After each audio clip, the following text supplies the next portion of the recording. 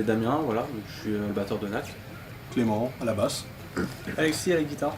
Stoffer à la guitare. Dany chant.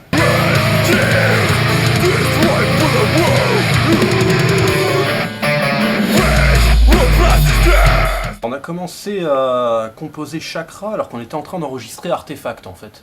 Donc on avait une compo au début, puis après il y en a quelques-unes qui sont venues se greffer, mais on avait déjà dans l'idée de sampler derrière ce qu'on jouait pour avoir justement ce petit côté égyptien qui ressortait un peu plus. Ça fait presque 2 ans de travail pour Chakra, et le concept est quand même plus différent que le premier EP. Donc il y a vraiment les influences de tout le monde dedans par contre. Parce que le premier EP c'était plus Chris qui avait la main dessus, parce que le groupe était un peu en construction, moi je suis arrivé en cours de route. On voulait surtout monter quelque chose rapidement et, voilà. Et s'installer un peu dans la scène locale. Voilà. Et ensuite, pour le deuxième EP, on a vraiment pris notre temps et on a tous partagé nos influences. Clément a beaucoup participé aussi au développement des compositions. Chakra c'est le deuxième EP, si on le compare à Artefact, que forcément j'avais déjà beaucoup aimé, qui est sorti il y a 2 ans. Déjà moi je vais faire le vieux de la vieille, mais je suis un mec qui aime bien avoir l'objet dans les mains, alors juste le fait déjà d'avoir le scud bien fait, un putain d'objet, ça fait plaisir. Par rapport surtout au premier EP, le premier EP c'était une histoire qui se racontait au fur et à mesure des compos jusqu'à la fin, la mort du protagoniste. Mais là c'était plus... Là en fait c'est pas une histoire qui se suit en fait sur chaque compo. On parle juste de la cruauté humaine en fait. Parce que l'être humain est peut-être l'être le plus bizarre, le plus compliqué et le plus cruel du monde. Et il y a plein de choses à élaborer là-dessus, à discuter, à dire, voilà. Et en fait ça part que de ça, que de la cruauté humaine, sur ce qu'on est capable de faire, sur toutes les atrocités aussi. L'EP en soi, pour moi c'est une très bonne réussite et on sent que musicalement l'identité du groupe en termes d'histoire, vraiment d'identité s'affirme. Les mélodies plus orientales, justement l'identité égyptienne, l'acte, la référence, tout ça est beaucoup plus présente que dans Artefact. Et ça montre justement pour moi qu'il y a une étape qui a été passée et c'est vraiment de qualité. Il y a beaucoup de passages arabisants. Oriental. Oriental, arabisant ça n'existe pas comme mot en fait. Non.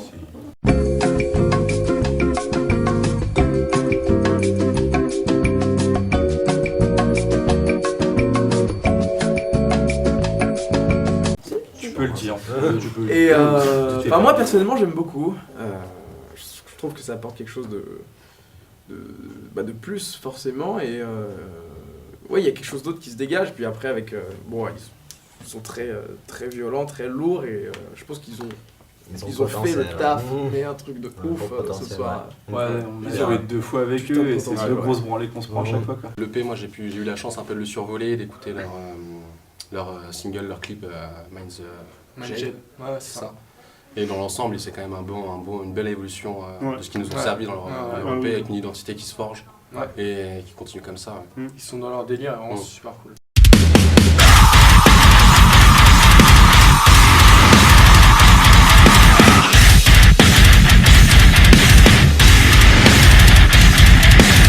Alors Manu à la batterie, Philippe à la guitare, Vincent au chant Clément à la guitare. et Maxime à la basse. On a essayé de, dès le début, commencer à avoir une image plus ou moins professionnelle, surtout sur les réseaux sociaux.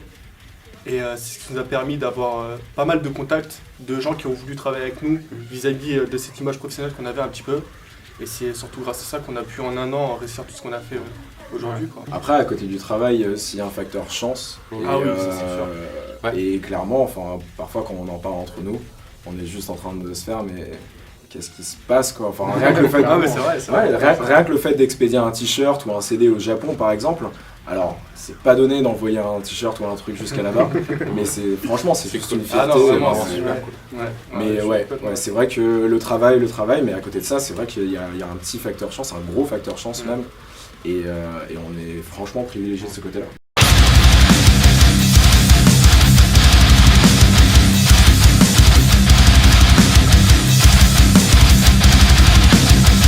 Alors Across the Divide, ça faisait longtemps que je n'avais entendu parler, je sais plus où. Mais j'en ai souvent entendu parler, c'était cool de les voir enfin sur scène.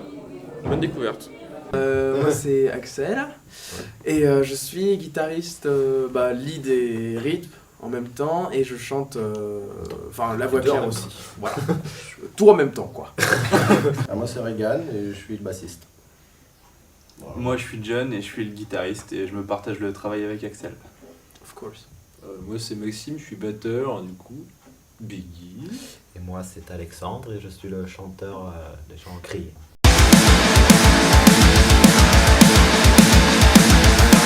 On a eu des bons retours, un peu plus que sur les 2 anciens qu'on a sortis. On a travaillé différemment dessus, l'arrivée de Régis a beaucoup apporté. Beaucoup apporté, une nouvelle dimension, une nouvelle vision de la chose. On lui doit beaucoup. Et c'est en partie grâce à ça qu'on a des meilleurs retours sur cet EP là.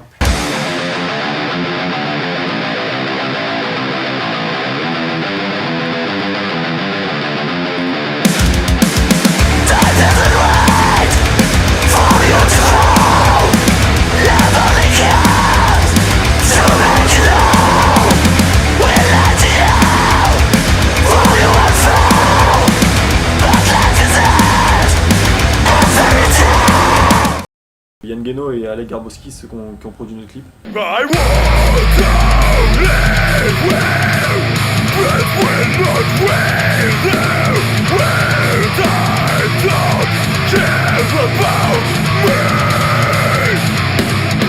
En fait, on a essayé de créer un visuel qui allait autour pour justement le nouvel album, genre le nouvel EP. Et derrière, quelque chose qui était plus pro que ce qu'on avait avant. On a aussi travaillé un peu plus avec des gens de l'extérieur qu'on n'avait pas fait sur le premier EP, on avait tout fait à la maison tranquillement. Et là on a travaillé avec Nebula Records pour le mastering de l'EP. On a travaillé aussi justement avec Alec pour un clip, pour d'autres choses qu'on faisait pas avant, quoi. Des personnes aiment aussi voir de la bonne musique, mais ils aiment aussi voir le groupe évoluer professionnellement, aussi bien en visuel qu'en auditif, quoi.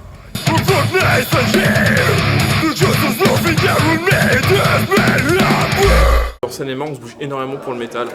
La scène locale actuellement se développe vachement bien. Il y a énormément de groupes du 77 qui ont vraiment du potentiel et qui vont décoller. Soutenir cette scène locale, ouais, c'est un concept qu'il faut qu'on développe encore plus.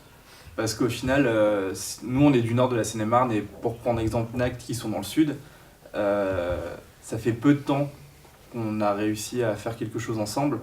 Et tout ça c'est grâce à des assos comme Walpid par exemple ou le Headball Society à Meaux qui s'efforcent tous les jours de faire en sorte de créer une communauté qui permet au groupe de s'exprimer autrement. Ça permet de découvrir un peu la scène du coin plutôt que d'aller voir à l'étranger ou même sur Paris, quoi. Ça permet de cibler un autre public, de voir les différences d'ambiance. Voilà. Ouais. Le fait d'avoir fait toutes les scènes locales et tout, ça a déjà favorisé le réseau qu'on peut avoir avec toutes les personnes. On parle d'Alec, on parle de tout ça, mais tout ça c'est des personnes qui sont dans le 77 et qui sont actives dans la scène locale. Donc au final, ça nous a permis nous d'augmenter notre réseau et puis je pense pour les autres aussi de compléter le leur, quoi. Sans ça, on ferait pas grand chose, quoi. On ferait moins. L'union fait la force et de rester tout seul dans son coin ne permet pas de s'ouvrir aux autres et de voir ce que les autres ont aussi à proposer et du coup de faire grandir de la part de ton groupe et le groupe des autres. C'était la première fois que je jouais en dehors de Paris, juste à côté dans la banlieue, donc c'était avec eux, et super surprise, quoi. Franchement, l'ambiance est bonne, la salle, notamment ici au Chaudron, est quand même super cool, il y a un super staff, il n'y a rien de pédant, il n'y a rien de prétentieux, et quand on sait comment ça peut se passer, parfois à Paris, parce que parfois, c'est pas forcément toujours le cas, et c'est pas le cas avec toutes les salles, il y a des salles avec lesquelles, ou des gars, ça se passe super bien, mais en tout cas ici c'est juste super bonne ambiance. C'est très super ambiance, on retrouve des gens qu'on apprécie, ça bouge très bien, musique super intéressante, super rythmée, c'est vraiment il y a une très bonne ambiance. Vraiment un bon live, franchement ils sont tous bien donnés sur scène. Même Nact à la fin, franchement, ils ont mis le feu. C'est juste ce mot-là, ils ont mis le feu. À poil. Nact, je trouve que... je les connais bien, mais j'ai quand même envie de dire que j'ai été bien surpris. Parce qu'ils ont fait un set qui était super carré, avec une belle mise en scène. Que ce soit au niveau des lumières, les jeux de scène, etc., le partage avec le public. Dany, il était vraiment bien au taquet et je pense qu'il a vraiment bien poussé tout le monde, tout le public à bouger jusqu'au bout. Connaissant, comme Cookie, connaissant les membres du groupe, on a entendu un peu leur évolution et comment ils construisaient un peu leur Par futur rapport au morceau. premier concert de l'Empreinte, enfin moi le premier que j'ai vu à l'Empreinte, franchement il y a eu une évolution. J'ai vu des vidéos avant le concert là et franchement il y a une évolution, c'est un truc de fou.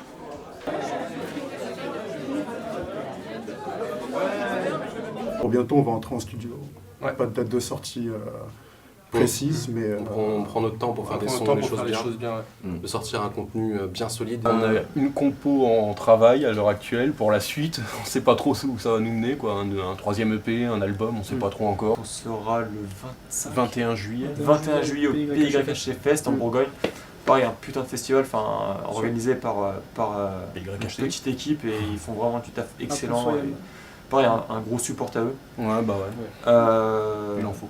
Et après, on a encore d'autres dates qui sont en attente et on a encore d'autres surprises qui vont arriver.